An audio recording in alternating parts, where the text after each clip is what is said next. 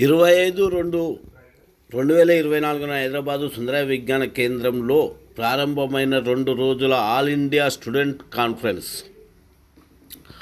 ఈ కాన్ఫరెన్స్నుద్దేశించి భారత్ బచావో వ్యవస్థాపకుల్లో ఒకరైన doctor MF Gopinath గారు ఇంట్రడక్షన్గా మా కాలంలో రాజ్యాంగం హక్కులలో కొన్ని త్యాగాలతో కూడిన ప్రజాస్వామ్యంలో జీవించాము.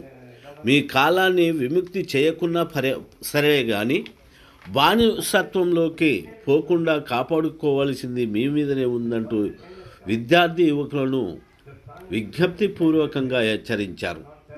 ఈ సందర్భంగా వివిధ పార్టీలకు చెందిన మేధావులు పాల్గొని ప్రసంగించారు. ఢిల్లీ యూనివర్సిటీ ప్రొఫెసర్స్లు పాల్గొని ఎన్ఈటి 2023 పేరుతో ఈ ప్రభుత్వం తీసుకొస్తున్న నూతన విద్యా విధానం పేరుతో కార్పొరేట్ సంస్థలకు విద్యను కట్టబెడుతూ దళిత బహుజన వర్గాలకు విద్యను అందకుండా చేసి మళ్ళీ వెనకటి కాలాన్ని తీసుకొస్తుంది. దానివలన కులవృత్తుల పేరుతో కర్మ సిద్ధాంతంలోకి నెట్టబడుతుంది ఈ సమాజం. దాన్ని కాపాడుకోవాల్సింది మన అందరిపైన ఉన్నది, ముఖ్యంగా మీ యువకులపైనే ఉందంటూ విద్యార్థులను ఉద్దేశించి మాట్లాడడం కూడా జరిగినది. డెమోక్రసీ, అదేవిధంగా రిక్రూట్మెంట్ పాలసీ, వీటన్నిటి మీద కూడా మార్నింగ్ నుంచి మనకు ఢిల్లీ నుంచి, అదేవిధంగా మహారాష్ట్ర నుంచి ఇట్లా ఇంతమంది విద్యావేత్తలంతా కూడా మనకు వచ్చి చాలా విషయాలు తెలియజేయడం జరిగింది. అయితే మిత్రులారా, ఈ కార్యక్రమాన్ని తలపెట్టినప్పుడు మొదటగా మేమంతా కూడా ప్రస్తుతం విద్యార్థుల అభిప్రాయం తీసుకున్నాం. విద్యార్థుల అభిప్రాయం తీసుకొని వాళ్ళందరినీ కలుపుకొని ఈ ప్రోగ్రాంని మనం కొనసాగిద్దామని చెప్పేసి ఒక ఆలోచనకు వచ్చాం. అదేవిధంగా భారత్ బచావో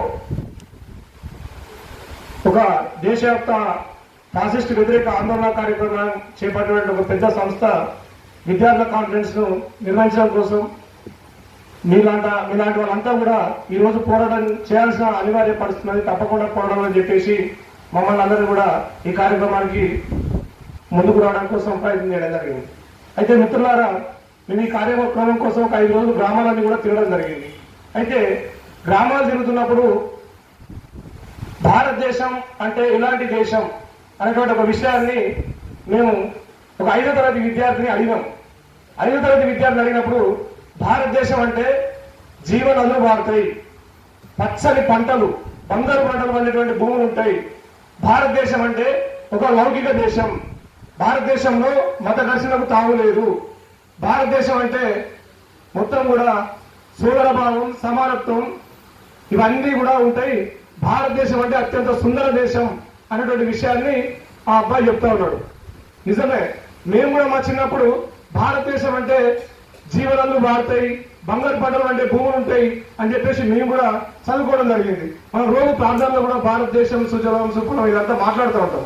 కానీ నిజానికి అట్లాంటి భారతదేశం క్రమంగా మనకు తెలియకుండానే ఈరోజు భారతదేశ పటమని ఒకటి ఊహిస్తే మన కళ్ళలోకి మొత్తం కూడా దేశవ్యాప్తంగా రక్తం మోడుతున్నటువంటి భారతదేశం ఇలా మన కళ్ళ ముందు కనబడుతూ ఉన్నది.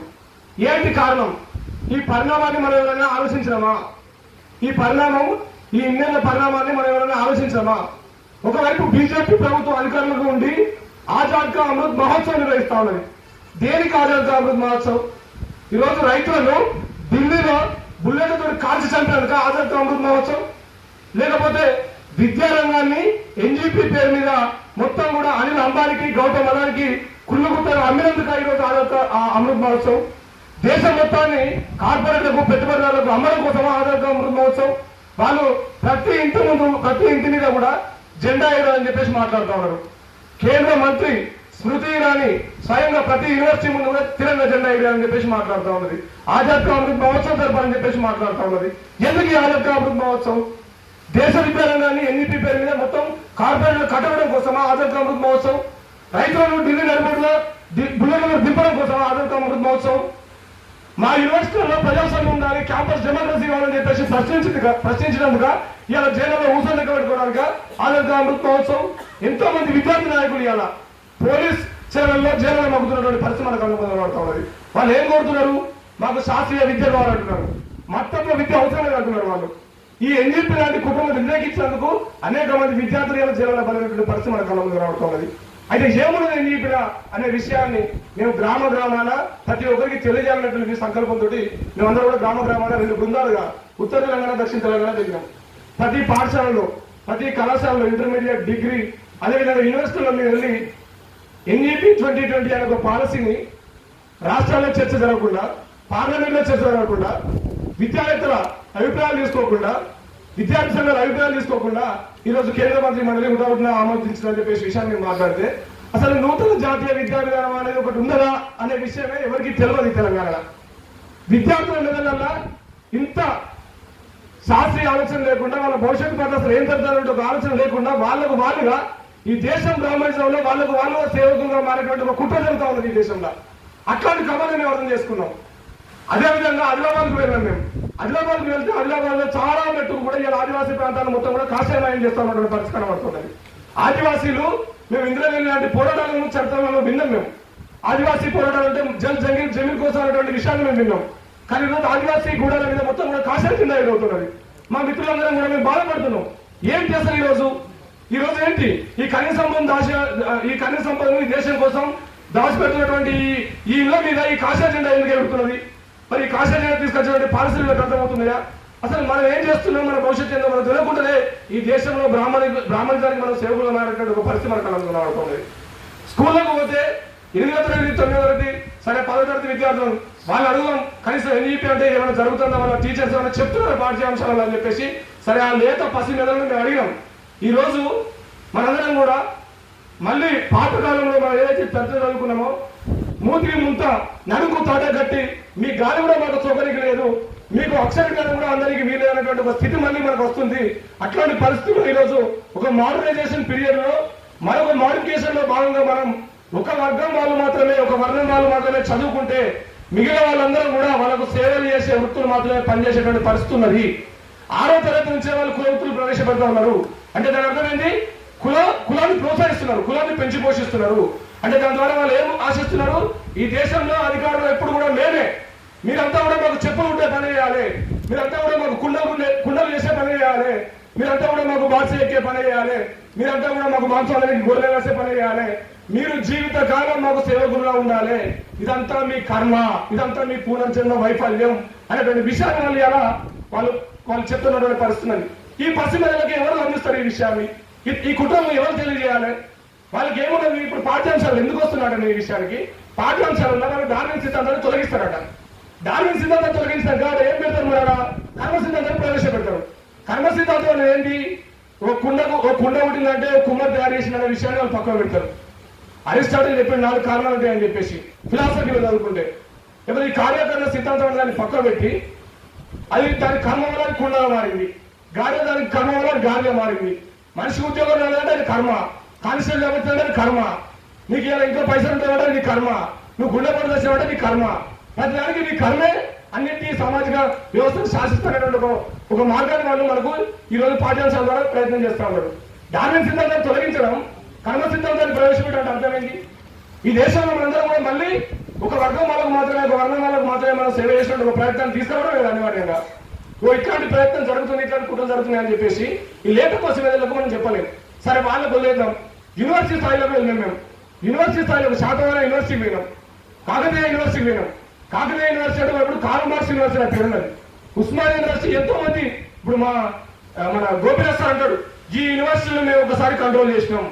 ఈ యూనివర్సిటీలన్నీ కూడా ఒక ప్రజాస్వామిక చైతన్యం చూపి వెలుగొంది. ఈ యూనివర్సిటీకి వెళ్ళి రాజకీయ నాయకులు వచ్చిళ్ళు, డాక్టర్లు వచ్చిళ్ళు, సైంటిస్టులు వచ్చిళ్ళు, ఎంతో మంది మేధావులు వచ్చిళ్ళు, మేము కొంత వెలుగును చూసినాం, ఈ దేశాన్ని నిర్మాణం చేస్తామంటారు.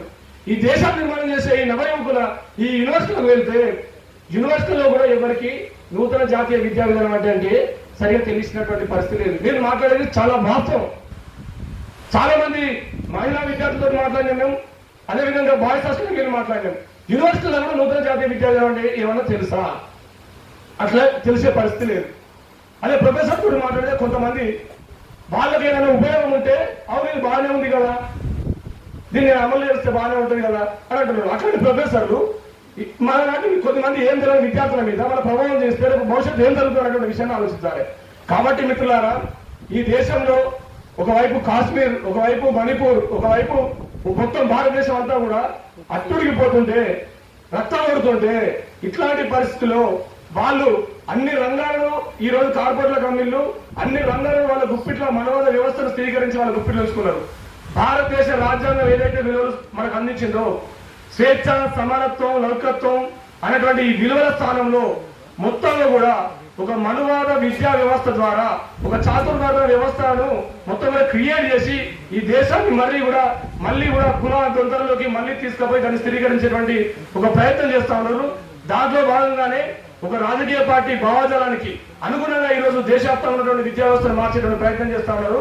దాంట్లో భాగంగానే NGP 2020 అదేవిధంగా NCF 2023 అనేటువంటి ఒక పాలసీని తీసుకొచ్చారు. మేము చెప్తా ఉన్నాం, NGP 2020 అనే దాంట్లో ప్రధానంగా వాళ్ళు మల్టీ డిసిప్లినరీ ఇన్స్టిట్యూషన్స్ అని తీసుకొస్తారు. మల్టీ డిసిప్లినరీ ఇన్స్టిట్యూషన్స్ అంటే ఏంటి? మల్టీ డిసిప్లినరీ ఇన్స్టిట్యూషన్స్ అంటే ప్రభుత్వమే భూమి వీళ్ళకు లీజుకి ఇస్తుంది. వీళ్ళు పెద్ద పెద్ద ఇన్స్టిట్యూషన్స్ కడతారు.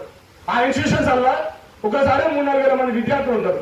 ఆ విద్యార్థులు ఈ సంవత్సరం ఈ కోర్సులో ఒక పలానా కోర్సులో జాయిన్ అయ్యి ఆ కోర్సును కంప్లీట్ చేసి మళ్ళీ మనకు నచ్చకపోతే ఇంకొక యూనివర్సిటీలో ఇంకో కోర్సు చదవచ్చు. ఇట్లాంటి విద్యా వ్యవస్థ ఎవరికి ఉపయోగపడుతుంది? ఈ ర్యాంకింగ్ గ్రేడింగ్ సిస్టమ్ అనేటువంటిది ఎవరికి ఉపయోగపడుతుంది? ఆ కోర్సులు ఏమై ఉంటాయి? ఈ మల్టీ డిసిప్లినరీ ఇన్స్టిట్యూషన్ లో ఏ కోర్సులు ఉంటాయి? ఎవరికి ఉపయోగపడతాయి? వాళ్ళు చెప్తున్నారు ప్రధానంగా దీని పేరు కోర్సుల సరళీకరణ. ఏ కోర్సుల సరళీకరణ చేస్తారు వాళ్ళు? ఎవరికి ఉపయోగపడే కోర్సుల సరళీకరణ చేస్తారు వాళ్ళు? కంప్లీట్ గా వాళ్ళు ఈ దేశంలో ఈ ఇన్స్టిట్యూషన్స్ ఎవరి చేతిలో ఉంటాయి? వాళ్ళకు ఉపయోగపడేటువంటి కోర్సుల సరళీకరణ చేస్తారు. ఎవరి చేతిలో ఉంటాయి ఈ దేశంలో ఈ ఇన్స్టిట్యూషన్స్? అంబానీ చేతిలో ఉంటాయి.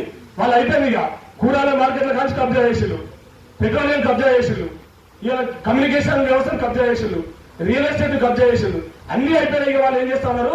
ఈ రోజు విద్యార్థుల మీద పడడం, విద్యా వ్యవస్థ ఇప్పుడు లాభసాటిగా ఉన్నది, విద్యార్థుల దగ్గర ఈ విద్యా వ్యవస్థ మన చేతిలో కంట్రోల్ ఇవ్వడానికి కాడికి వచ్చింది. ఈ రోజు వాళ్ళకు ఉపయోగపడే కంపెనీల గుమాస్తాలను తయారు చేయడానికి మాత్రమే ఈ మల్టీ డిసిప్లినరీ ఇన్స్టిట్యూషన్ వాటిని తీసుకొచ్చిన పరిస్థితిగా పడుతున్నది. మరి దీని ద్వారా మళ్ళీ మనం ఏమవుతా ఉన్నాం? ఈ రోజు అగ్రవర్ణ వాళ్ళ పిల్లలంతా కూడా వాళ్ళు ఆ కంపెనీలలో ఆఫీసర్లుగా, ఆ కంపెనీ ఓనర్లుగా ఉంటే ఆ కంపెనీలో మళ్ళీ ఊడ్చే వాళ్ళుగా, తూడ్చే వాళ్ళుగా మన దగ్గర కూడా మనం అందులో భాగస్వామ్యం ఇవ్వాల్సిన అవసరం ఉన్నది. ఎందుకంటే ఆ ఇన్స్టిట్యూషన్స్ ఫీజులు వాళ్ళ ఇష్టం నచ్చుతూ వాళ్ళు పెట్టుకునేటువంటి అవకాశం ఉన్నది. అదేవిధంగా ఈరోజు అనుబంధ కళాశాలలు ఉన్నాయి. ఇప్పుడు ఉస్మానియా యూనివర్సిటీ అనుబంధ కళాశాలలో మనకు ఎన్నో డిగ్రీ కళాశాలలు మన కళ్ళ ముందు కనబడుతూ ఉంటాయి. అట్లాంటి డిగ్రీ కళాశాల చోట్ల అనుబంధ కళాశాల అనేటువంటి ఆ పదాన్ని తొలగించి వాళ్ళు అటానమస్ యూనివర్సిటీస్ వాళ్ళు ప్రవేశపెడతారు. అటానమస్ యూనివర్సిటీ ఏంటంటే ఆ పెద్ద యూనివర్సిటీ కింద ఇంకొక చిన్న యూనివర్సిటీ. ఈ యూనివర్సిటీలో కూడా ఫీజులు వాళ్ళ ఇష్టం ఉన్నట్టు పెంచుకోవచ్చు, వాళ్ళ ఇష్టం ఉన్న కోర్సులు పెంచుకోవచ్చు. అట్లాంటి ప్రయత్నం చేసి ఒక్కొక్క కోర్సుకు ఫీజు వాళ్ళే నిర్ణయించుకున్నప్పుడు కొన్ని లక్షల రూపాయల ఫీజులు పెట్టి వాళ్ళు విద్యను వ్యాపారంగా చేసినప్పుడు మనలాంటి పేద మధ్యతరగతి దళిత విద్యార్థులు అందులో పోయి చదువుకునేటువంటి అవకాశం ఉంటుందా? మీకు తెలుసు, ఇప్పటికే ప్రభుత్వ విద్యను మొత్తం కూడా ధ్వంసం చేసేది. వాళ్ళు ధ్వంసం చేస్తే తప్ప వాళ్ళు ప్రైవేట్ విద్య వాళ్ళు ఒక రకంగా ముందు తీసుకెళ్ళే పరిస్థితి లేదు. అవునా కదా? వాళ్ళ కార్పొరేట్ విద్య ఇలా ముందు కొనసాగాలంటే, వాళ్ళకి విద్యా వ్యాపారం లాభసాటిగా ఉండాలంటే మన తల్లిదండ్రుల దగ్గర నుంచి మన దగ్గర నుంచి వాళ్ళు రక్తం పీల్చినట్టు, జోడలు పీల్చినట్టు ఈ డబ్బులు మొత్తం కూడా పీల్చాలంటే ఇట్లాంటి ప్రభుత్వ విద్యను మొత్తం కూడా ధ్వంసం చేసి ఇందులో ఇన్ఫ్రాస్ట్రక్చర్ లేకుండా, ఇందులో అధ్యాపకులు లేకుండా, ఇందులో ఫెలోషిప్ లేకుండా, ఇందులో విద్యార్థులకు కొత్త ఆవిష్కరణ చేసేటువంటి అవకాశం లేకుండా వాళ్ళంటే చదువుతూ మాత్రమే అట్లాంటి అవకాశాలు ఉన్నాయని చెప్పేసి చెప్తూ ఈరోజు అమీర్పేటలో ఒక 3 నెలలకు 6 నెలలకు కోచింగ్ ఇచ్చేటువంటి కోచింగ్ సంస్థల యొక్క కోర్సులు వాళ్ళ దగ్గర తీసుకుని 1 ఇయర్ కోర్సులుగా మార్చి వాళ్ళకు ఉపయోగపడేటువంటి ఒక కార్పొరేట్ బానిస విధానాన్ని తయారు చేస్తామన్నటువంటి పరిస్థితి మనకు అలా ఉన్నది. మరి ఇట్లాంటి కుట్రలన్నీ కూడా మనకు తెలియకుండానే జరుగుతున్నాయి. మిత్రులారా అర్థం చేసుకోవాల్సి, Bharat Bachao all India student conference సమావేశానికి విచ్చేసినటువంటి మిత్రులకు అదేవిధంగా పెద్దలందరికీ కూడా ఉద్యమాభివందనాలు తెలియజేసుకుంటున్నాను. First of all, please excuse me those people who cannot understand my language because I am not fluent in English. ప్రస్తుతం ఇక్కడ సందర్భోచితంగా నేను విద్యార్థి లోకానికి ఒక పిలుపునిస్తూ నేను రాసినటువంటి పాట పాడతాను.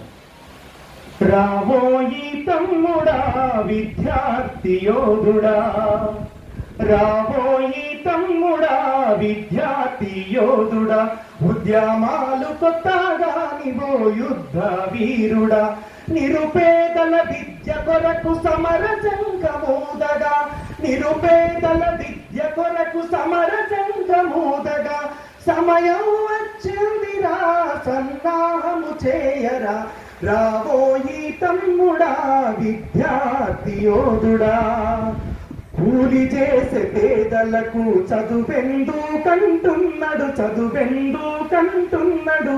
ఫీజులను పెంచివాడు చదవకుండా చేస్తున్నాడు నాణ్యమైన విద్య కొరకు నిధులియానంటున్నాడు ప్రొఫెసర్ల పోస్టులను భర్తీ చేయనంటున్నాడు రాజ్యము ఇది రాజ్యము మతోన్మాద రాజ్యము ఇది రాజ్యము మతోన్మాద రాజ్యము మనిషిని మనిషిగా చూడని మనువాద రాజ్యము మనిషిని మనిషిగా చూడని మనువాద రాజ్యము సమానత్వం అన్నది సహించలేని రాజ్యము